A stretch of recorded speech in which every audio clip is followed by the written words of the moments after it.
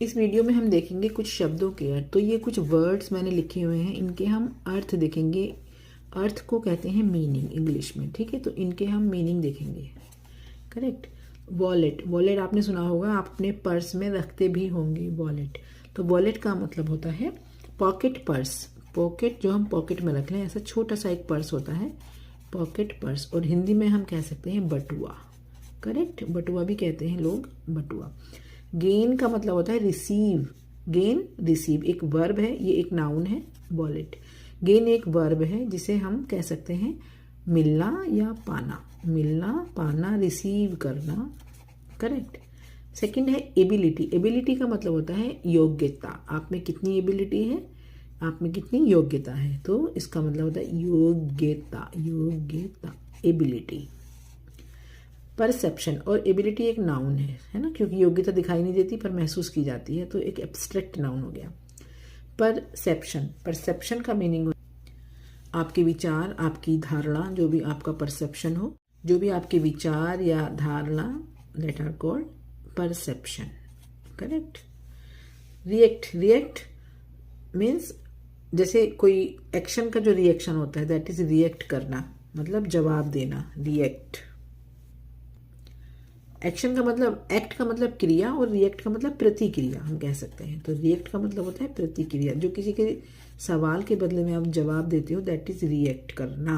और रिएक्शन प्रतिक्रिया करना, रिएक्ट क्योंकि वर्ब है, और रिएक्शन एक नाउन है, प्रतिक्रिया इसका हो जाएगा सिर्फ प्रतिक्रिया क्योंकि ये एक नाउन है, करेक्ट। रिएक्शन में हम रिएक्टिंग भी लगा सकते हैं, रिएक्टेड भी कर सकते हैं क्योंकि ये वर्ब है, पर हम रिएक्शन में नहीं कर सकते। रिएक्शन तो प्रतिक्रिया हो गया क्योंकि नाउन है। नेक्स्ट है किंडल। किंडल का मतलब होता है जलाना, प्रज्वलित करना, जलाना। चाहे आप किसी को बातों से जलाओ या किसी को माचिस की तीली से जलाओ, दैट इज जलाना। एक्सप्लॉइट का मतलब होता है, एक्सप्लॉइट का मतलब शोषण करना, किसी इंसान का गलत फायदा उठाना बहुत होता है दुनिया में, एक्सप्लॉइट करना। और हम कहते भी हैं एक्सप्लॉइटेशन हो रहा है उस कंपनी में या उस स्कूल में, गर्ल्स का एक्सप्लॉइटेशन हो रहा है, एक्सप्लॉइट कर रहे हैं मैनेजर या स्कूल वाले या ऑफिस वाले। तो एक्सप्लॉइट, ज़्यादा काम करवा लेते हैं, ऊपर से ओवर टाइम नहीं मिलता है उनको, तो दैट इज़ एक्सप्लॉइटेशन। ग्लिच का मतलब होता है कुछ खराबी आ जाना, गड़बड़ हो जाना, गड़बड़ हो जाना या खराबी आ जाना। ये एक ऑथेंटिक वर्ड नहीं है बट स्टिल अभी बहुत चल रहा है आजकल। कंपनसेशन मीनिंग होता है मुआवजा, कंपनसेट मुआवजा देना।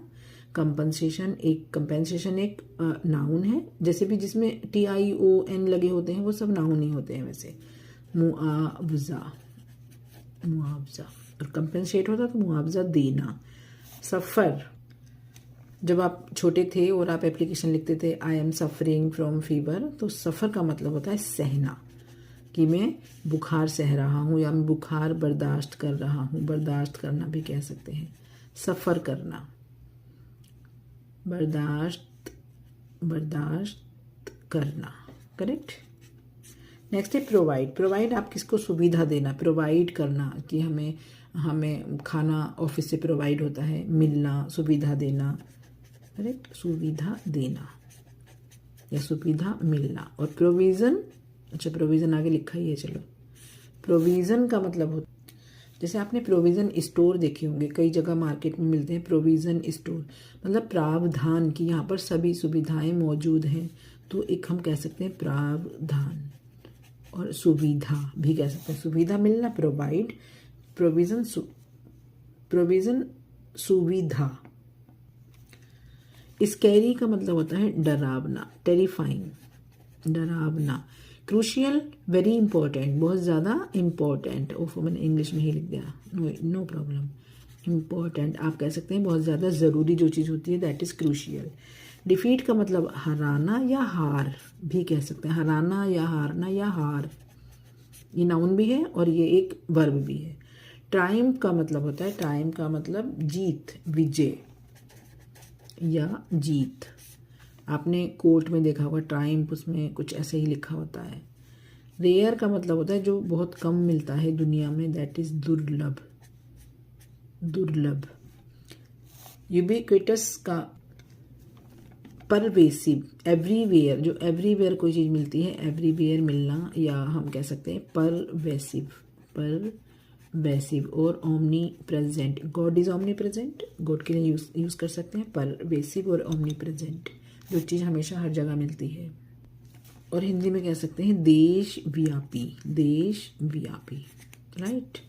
इंग्रेडिएंट, जो हम खाने में मसाले डालते हैं, जो भी चीज़ें डालते हैं, किसी भी चीज़ को बनाने में जो जो सामग्री लगती है, सामग्री, अच्छा वर्ड आया याद, ओके, सामग्री, इंग्रेडिएंट्स। ब्रिंग मीन्स लाना, और ब्रॉट उसी की सेकंड फॉर्म है लाया, ब्रॉट, लाया। एबल, एबल का मतलब होता है योग्य, are you able to do this work, क्या आप इस काम करने के लायक है, लायक भी कह सकते हैं, करेक्ट। और एबिलिटी, योग्यता, मतलब आप में कितनी एबिलिटी है, आप में कितनी योग्यता है। अनेबल, अनेबल अपोजिट है योग्यता का, एबिलिटी, एबल का अपोजिट है अनेबल। हम कहते हैं ना, जैसे एप्लीकेशन में फिर से एप्लीकेशन आ गई, I am unable to come to school, कि मैं स्कूल आने के योग्य नहीं हूँ। योग्य ना होना मीन्स अयोग्य, लायक ना होना, जो लायक नहीं है दैट इज अयोग्य, वो उस चीज़ के लायक नहीं है, मैं स्कूल आने के लायक नहीं हूँ। I am unable to come to school, please grant me leave for 2 days और 3 days, है ना, तो दैट इज़ अनेबल, उसमें से हमने ये वर्ड ले लिया है। Okay guys, that's all for today, okay bye, see you soon again.